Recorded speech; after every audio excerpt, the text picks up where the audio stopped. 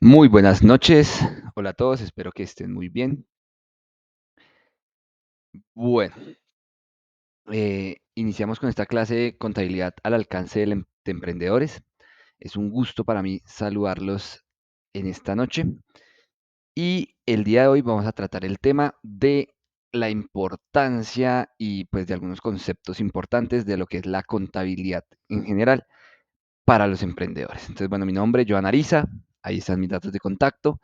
Somos TLM Get Advice, un outsourcing contable y financiero dispuestos a ayudarles y a prestarles todos los servicios con respecto a contabilidad, finanzas e impuestos. Y bueno, empecemos. Entonces, la importancia de la contabilidad. ¿Por qué es importante la contabilidad? Eh, la contabilidad, esperen y ponemos esto un poquitico más grande, perfecto.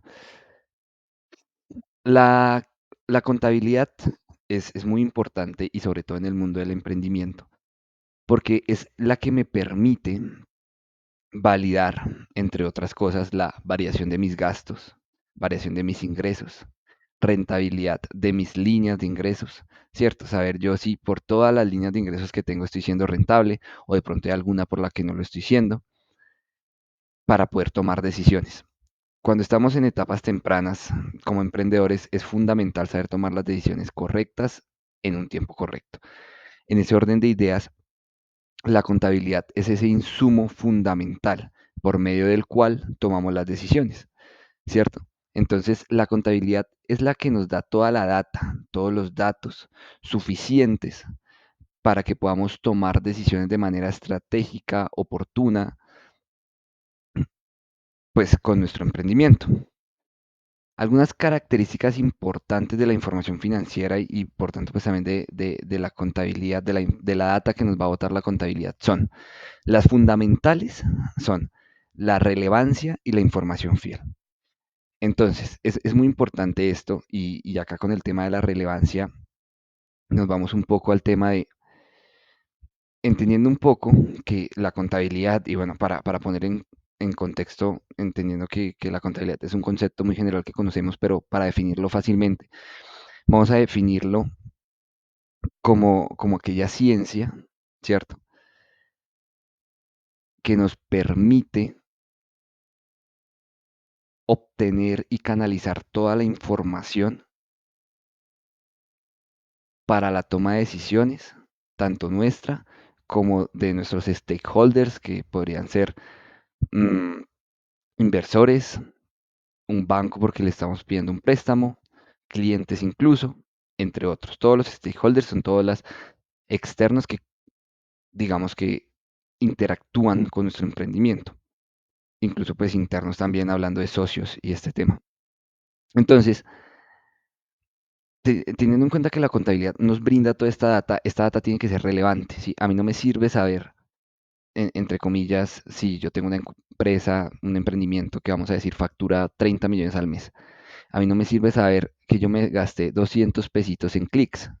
A ese nivel de pronto de micro detalle, pues no va a ser relevante para mí.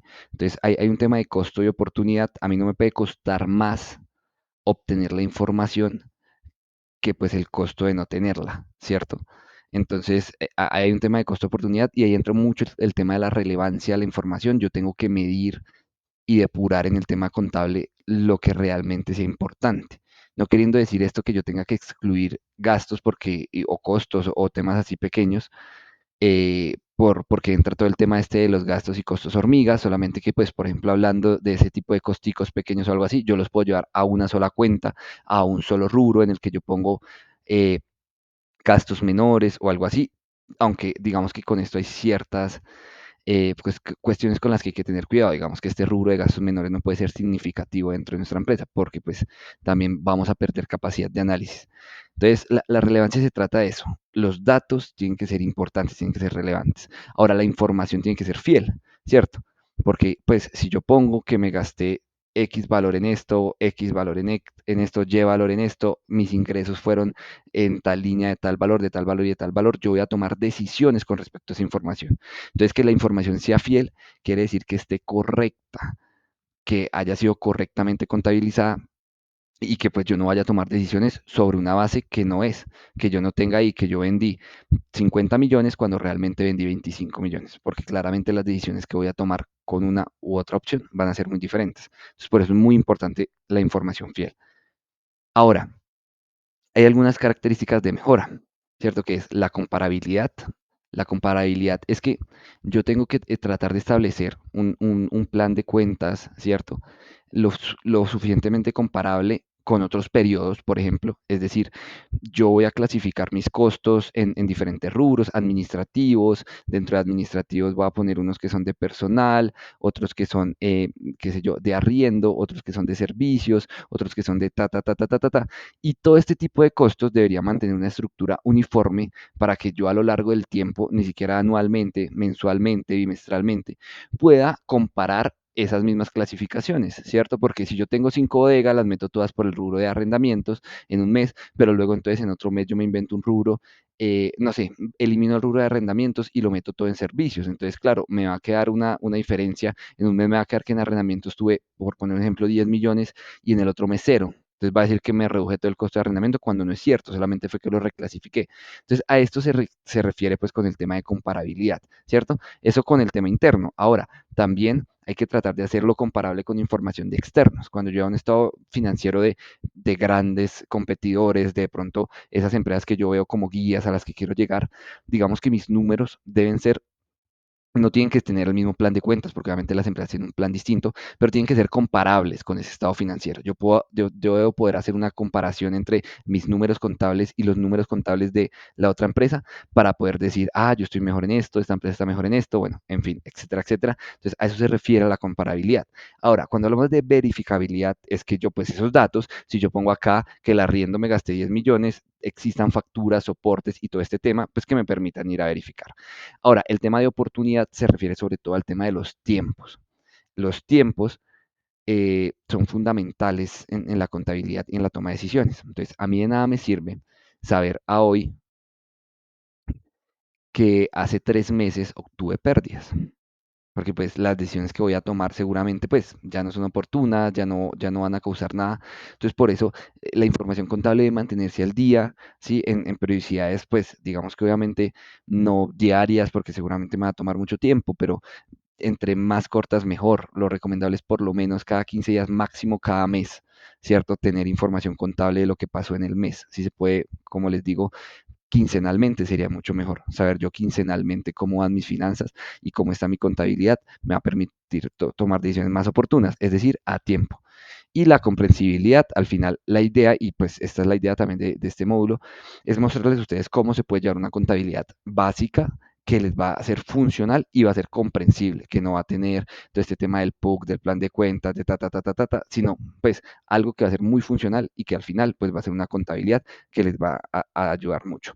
En este tema de la contabilidad que les va a ayudar mucho, hay dos contabilidades y me parece pertinente explicar este tema acá, eh, porque la gente a veces no lo entiende y es muy importante entenderlo. Al final las dos contabilidades, digamos que son válidas en ciertos contextos específicos, pero hay que conocer cada una para saber aplicarla. Entonces, la contabilidad de caja, ¿qué es? La contabilidad de caja, para explicarlo de pronto en unos términos eh, pues no tan técnicos, diríamos que es el flujo de efectivo. Literalmente el cuánto me entró en plata y cuánto salió en plata. Pero pues no necesariamente tiene que ser en efectivo, puede ser por transferencias o este tema, pero toda la contabilidad de caja se basa en el flujo del efectivo, ¿cierto? ¿Cuánto me entró? ¿Cuánto salió? Me quedó esto. Esa es mi ganancia. Ahora, ¿cuál es la diferencia con la contabilidad de causación? La contabilidad de causación, independientemente del flujo del dinero, tiene en cuenta es el hecho, ¿cierto? Entonces, tiene en cuenta el reconocimiento del concepto, ya sea de ingreso o de gasto, en el momento en el que, como su nombre lo dice, se debe causar este concepto y en el momento en el que sea de hecho. Entonces, pongo un ejemplo. En la contabilidad de caja, vamos a decir que nosotros vendemos servicios contables. Entonces nosotros vendemos servicios contables y le vendemos, vamos a poner un número, 10 empresas. A 10 empresas le vendemos servicios contables. Vamos a decir que a cada empresa le cobramos 1 millón de pesos por llevarle la contabilidad. Eso nos da un ingreso mensual de 10 millones, ante todas luces. Esta sería la contabilidad de causación, ¿cierto? Porque independientemente de que a mí el cliente me pague dentro del mes o no, yo voy a registrar un ingreso durante ese mes. ¿Por qué? Porque yo ese ingreso me lo gané en ese mes, me lo gané haciéndole la contabilización ese mes, liquidándole los impuestos ese mes, realizándole informes y análisis financieros ese mes, ¿cierto? Ahora, el cliente me lo quedó debiendo. Entonces vamos a decir que estamos en el mes de mayo y nosotros le hacemos toda la contabilidad en el mes de mayo. Nosotros registramos ese ingreso por 1.000.000 en el mes de mayo, pero el cliente me lo queda debiendo y no me lo paga en junio, ni siquiera en julio, me lo pagó hasta agosto. Entonces, en la contabilidad de caja, yo esa entrada la voy a reconocer hasta agosto, que es cuando efectivamente entró el dinero. Ahora, en la contabilidad de causación, yo ese ingreso y en mi cálculo de ganancias mensuales y todo el tema, lo voy a reconocer en mayo, ¿cierto? Entonces, hay una diferencia fundamental, si ustedes la ven, ¿cierto? En todos los términos bueno, más allá de que en todos los términos, en, en la mayoría de los casos, la contabilidad que se recomienda es la de causación, es la contabilidad correcta, ¿cierto? Para los emprendimientos, ¿cierto? Es muy bueno empezar con esa contabilidad porque ya el otro problema es un problema de flujo de efectivo que claramente hay que ver y que esto lo veremos no sé si en este módulo alcancemos o si no, pues en clases siguientes, pero es un tema muy importante, pero es muy importante reconocer cuándo se causan los ingresos, es decir, cuándo estoy haciendo yo las acciones y pues en caso, si es un producto, entregando el producto, haciendo lo que yo tengo que hacer para ser merecedor del derecho de recibir ese dinero, ¿cierto? Entonces, cuando yo hago todo ese tema, se causa el ingreso. Y entonces en ese mes es en el que yo debo registrar mi ingreso.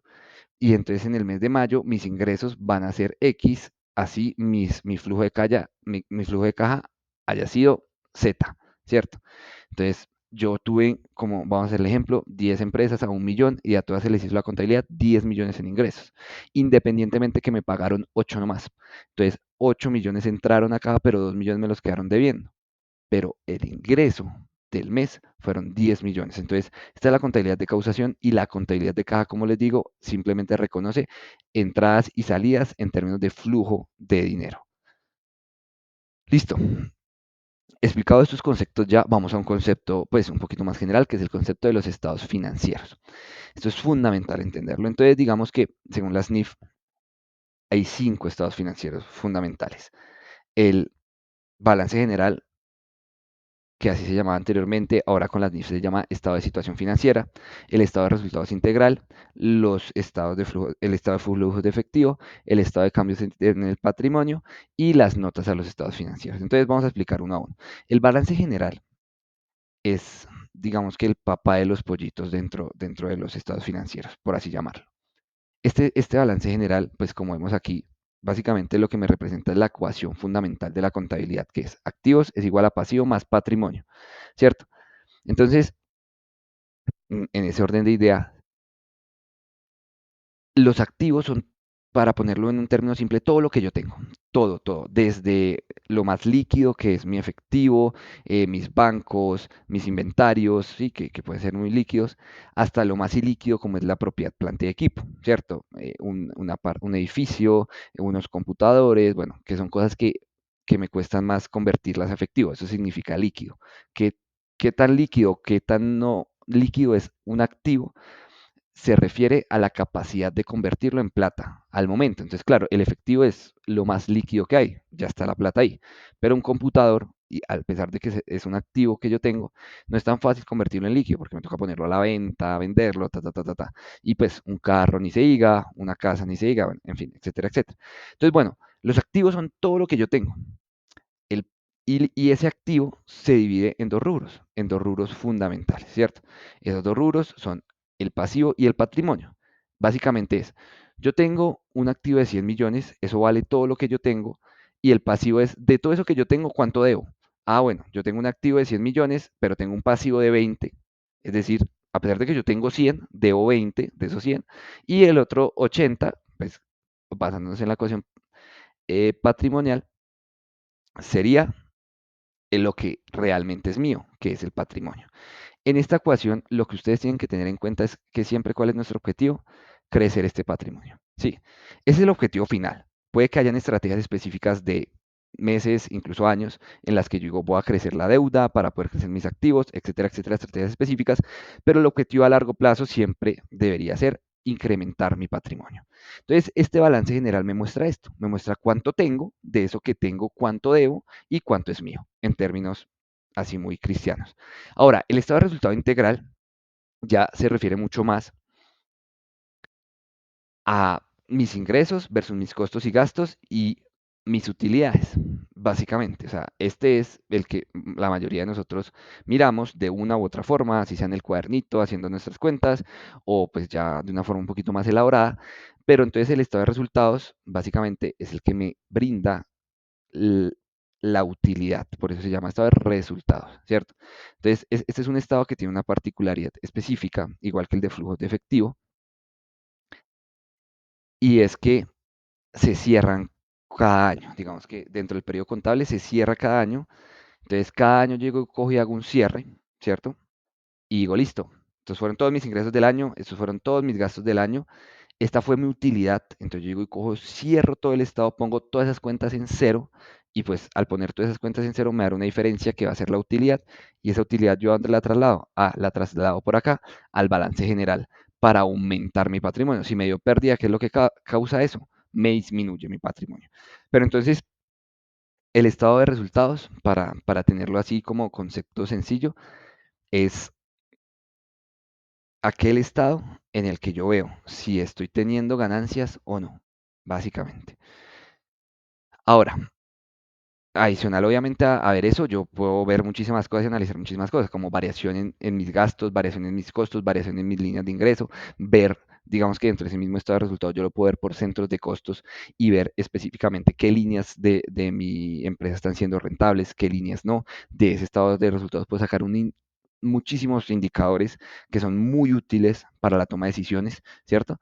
Pero que por ahora, pues vamos a quedarnos con que es el que nos da la información acerca de cuánto nos ingresó, cuánto gastamos y cuál es nuestra utilidad. Luego de eso tenemos el estado de flujos de efectivo, que es muy importante, porque claro, uno diría, bueno, ¿cuál es la diferencia entre el estado de resultados y el estado de flujos de efectivo? Entonces, básicamente está muy relacionado con lo que veíamos anteriormente de la diferencia entre contabilidad de caja y contabilidad de causación. El estado de flujos de efectivo me muestra, le entró tanta plata, le salió tanta plata. Le entró tanta plata, le salió tanta plata, es decir, su flujo de caja fue positivo en tanto o fue negativo en tanto. Ahora, hay que cuidarse mucho de este flujo de caja, porque yo puedo ser rentable. Puede que, vamos a poner un ejemplo, yo tenga 100 millones de ingresos, 80 millones de gastos totales y 20 millones de pesos de utilidad. Pero si mi flujo de caja me dije, oiga, a ustedes le entraron 70 millones y le salieron 80, usted tuvo un flujo de caja negativo de 10 millones y pues obviamente tendré una cartera por cobrar de 30. Esa cartera puede representar que yo quiebre. Porque si esos 10 millones son muy repetitivos y yo no tengo el suficiente capital para apalancarlo, le va a quedar mal a proveedores, le va a quedar mal a empleados y ese quedar mal pues no es sostenible, claramente. Entonces voy a tener que buscar financiación con bancos y entonces a veces yo no hago bien las cuentas y entonces yo busco la financiación y con esa financiación entonces yo le pago a mis proveedores mientras mis clientes me pagan, pero entonces los intereses que me cobran el banco son más de lo que yo me gano, es más que mi utilidad. Entonces al final eso me está dando pérdidas y digamos que eso es una bola de nieve que puede hacer quebrar a las empresas. Entonces el estado de flujo de efectivo me dice cómo fue su flujo de efectivo, ¿cierto? ¿Fue positivo? ¿Fue negativo? ¿A usted le entró más plata de la que le salió en términos reales de lo que le pagaron versus lo que usted pagó? Y este flujo de efectivo, pues cabe aclarar claramente que el ideal es siempre mantenerlo positivo, ¿cierto?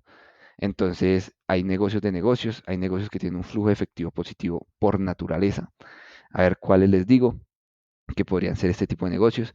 Eh, por ejemplo, una droguería, tal vez, pues depende de la droguería, pero hay droguerías a las que les dan crédito, los proveedores les dan crédito y pues la droguería vende a contado, en general como todo este tema del retail, ¿cierto? Tarara, vende al contado y paga crédito, ¿cierto? Los restaurantes también pues pueden hacer acuerdos con proveedores en los que les pagan a 15, 30 días y ellos obviamente en el restaurante venden todos los días de a contado. Entonces eso me da un flujo positivo, muy positivo. Sin embargo, hay otros digamos que tipos de bienes y servicios que tienen un flujo negativo muchas veces, ¿Como cuál? Vamos a poner varios ejemplos, como por ejemplo los colegios. Los colegios privados le cobran a los papás una mensualidad vencida y les pagan a los profesores mes a mes, pero hay papás que se atrasan, hay papás que todo eso, entonces ahí los colegios tienen que jugar mucho con este tema de no tener flujos negativos. Esto sobre todo pasa con el tema de servicios también, dependiendo del tipo de servicio, pero bueno, igual y no significa que porque, por ejemplo, yo tenga un colegio, entonces tengo que tener un flujo negativo, no. La idea es implementar estrategias para que ese flujo sea positivo. ¿Sí? Como que estrategias, descuento por pronto pago, eh, pues digamos que limitaciones obviamente en los pagos, políticas estrictas de cartera, bueno, en fin, ahí hay que ver qué estrategias se pueden utilizar.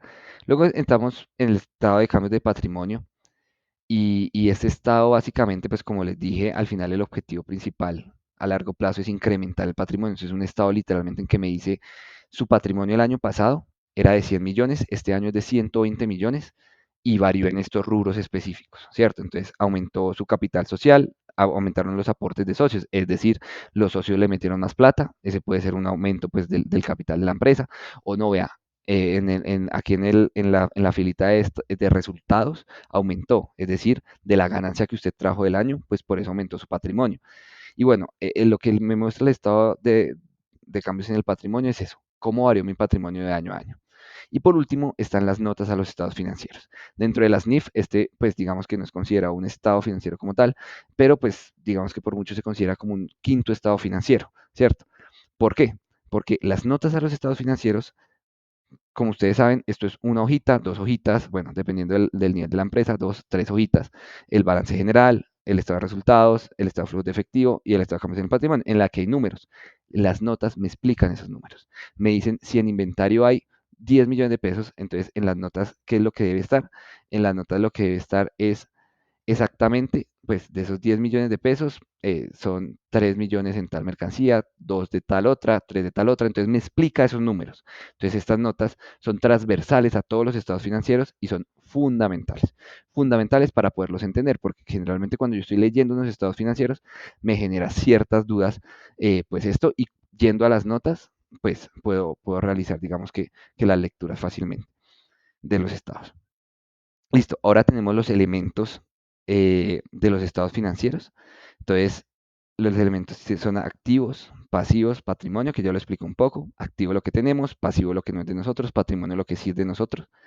Y pues tenemos ingresos, costos y gastos, que pues digamos, costos y gastos ya lo hemos hablado en otras clases, la diferencia un poco, para recordarla un poco, tiene mucho que ver con la capacidad de asociación con el ingreso directo, con la capacidad de asociación con la línea de producción directa, el si es un costo o es un gasto, ¿cierto?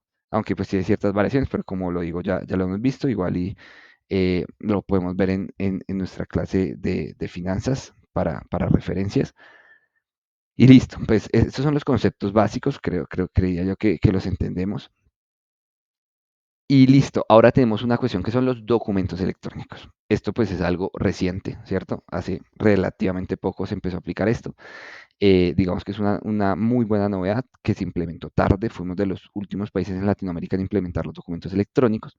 Esto básicamente lo hizo la DIAN para la transparencia, para evitar la evasión, ¿cierto? Eh, y bueno, como todas estas trampas, ¿cierto? Que hacen los contribuyentes dentro de sus declaraciones, pues porque pues ya estando electrónicamente todo, la DIAN tiene mucha más información para testear y para identificar todos estos posibles engaños. Entonces, básicamente los documentos electrónicos es una forma de enviarle a la DIAN la información de las transacciones que estamos realizando. Entonces tenemos las facturas de venta, bueno, las facturas electrónicas que las hacemos cuando vendemos o no las hacen nuestros proveedores cuando nos venden a nosotros. Tenemos las notas crédito y débito electrónicas, que básicamente son aquellas notas por las cuales podemos cancelar tanto una factura de venta como una factura de compra. Tenemos por otro lado los documentos soportes electrónicos. Hay ciertas personas que no están obligadas a facturar, ¿cierto? Pues por ley hay unos requisitos específicos para estar obligado a facturar electrónicamente. Entonces, aquellas personas que no están obligadas a facturar electrónicamente me pasan una cuenta de cobro. Pero ¿qué dice la DIAN? Ojo, ellos no están obligados a facturar electrónicamente, pero igual yo necesito saber. Yo necesito saber usted a quién está pagando la vaina y quién está recibiendo ingresos, así no esté obligado a facturar electrónicamente. Entonces, ¿qué dice el gobierno? Hágame un documento soporte electrónico. claro, cuando es una factura electrónica es porque yo estoy vendiéndole algo a alguien. Yo no le puedo hacer una factura electrónica a un proveedor al que le estoy comprando algo. Claramente, si yo le vendo algo a ese proveedor, le puedo hacer la factura electrónica. Pero si yo le compro algo, yo como cliente no le hago una factura electrónica. Ahora, si ese proveedor no está obligado a facturarme electrónicamente, hay un documento que se llama documento soporte electrónico que yo como contribuyente que sí estoy obligado a facturar electrónicamente y que quiero poderme deducir ese gasto de impuestos, ese gasto pues que le estoy pagando a fulanito, yo tengo que hacerle un documento soporte a fulanito, fulanito. Y eso pues es enviarle la información a la DIAN pues de lo que le estoy comprando a fulanito. Esto se puede hacer por dos medios principales. Bueno, son tres medios. Entonces está una, la opción gratuita. La DIAN ofrece una opción gratuita. Esta tiene sus limitantes en términos de funcionalidad y que muchas veces está caída, pero igual pues funciona al final dentro de todo lo posible, pues si uno lo hace con calmita, se puede hacer. Hay otros que ya son softwares que yo pago y hay planes desde 50.000 pesos anuales, dependiendo del nivel de facturación, hasta, bueno, hasta millones, pues si factura demasiado. Entonces está, pues digamos que todo el plan de pagarle un facturador para hacerlo más ágil, para hacerlo más amigable, el tema de la facturación. Y está la otra opción que es hacer un desarrollo tecnológico propio. Yo hacer un desarrollo tecnológico para enviarle esa información a la DIAN, eso requiere ciertos permisos, ciertas aprobaciones, pero también está la opción. Entonces esas son las tres opciones para emitir esos documentos electrónicos. Y bueno, nos faltaría la recepción de facturas electrónicas. Entonces la DIAN, digamos que implementó una cuestión de que todas las facturas por ahora, las que sean a crédito, ¿cierto?